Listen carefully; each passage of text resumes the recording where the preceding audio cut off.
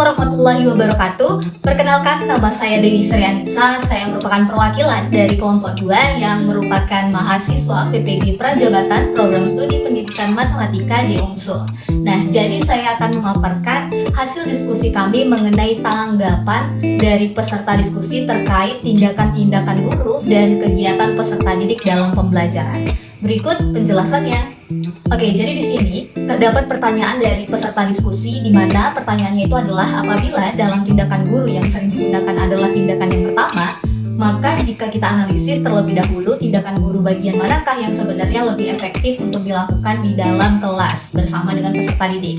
Nah, jadi hasil diskusi dari kelompok 2 menjawab bahwa menurut kelompok 2 yang efektif digunakan dalam proses pembelajaran namun jarang digunakan adalah tindakan guru pada nomor 2, yaitu kegiatannya ini meliputi metode fasilitatif atau konstruktivis, di mana poin-poinnya itu adalah pencapaian konsep, pembelajaran kooperatif, diskusi, pertanyaan eksperimental, representasi grafis, gitu kan, pertanyaan terpadu, kemudian pembelajaran berbasis masalah, pertanyaan terbuka, pengajaran timbal balik, simulasi, misalnya di sini uji coba tiruan, kemudian ada seminar Socrates, ada proses penulisan. Ini yang kami ambil yang lebih efektif sebenarnya, dengan alasan bahwa metode fasilitatif atau konstruktivis dalam kegiatan tindakan guru ini menjadi efektif karena mengedepankan yang namanya partisipasi aktif peserta didik dalam proses pembelajaran. Jadi tahapan yang disebutkan tadi mendorong peserta didik untuk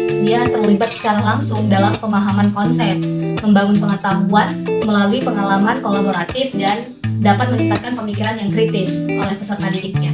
Nah, pertama, tahap pencapaian konsep ini kan memungkinkan peserta didik untuk memahami dasar-dasar topik secara mendalam sebelum dia melanjutkan ke tahap selanjutnya. Kemudian, pembelajaran kooperatif ini dapat memperkuat interaksi sosial dan kerjasama antar peserta didik. Jadi memungkinkan peserta didik itu belajar satu sama lain. Selain itu, diskusi dan pertanyaan eksperimental ini dapat memicu pemikiran analisis dan eksploratif dari peserta didik. Cuma itu, tadi tahapannya juga ada representasi grafis. Ini membantu visualisasi konsep, sementara pertanyaan terpadu yang disebutkan di awal itu dapat mendorong pemikiran lintas topik. Nah, pembelajaran berbasis masalah juga bisa menantang peserta didik untuk menemukan solusi, memperkuat keterampilan pemecahan masalah. Nah, seperti itu. Nah, tadi juga dikatakan tahapannya itu adalah pertanyaan terbuka dan pengajaran timbal balik. Ini dapat meningkatkan kemampuan peserta didik dalam merumuskan pertanyaan dan mengevaluasi jawabannya. Kemudian simulasi dan seminar Socrates ini dapat menghadirkan pengalaman praktis dan perdebatan reflektif. Jadi proses penulisan ini juga menguatkan pemahaman melalui penjelasan yang terorganisir nih. Selain itu, secara keseluruhan, melalui metode ini peserta didik tidak hanya menjadi penerima informasi saja, tetapi juga aktif nih terlibat dalam membangun pengetahuan mereka sendiri melalui berbagai interaksi dan pengalaman. Ini memungkinkan pemahaman yang lebih mendalam dan lebih berkelanjutan untuk peserta didiknya.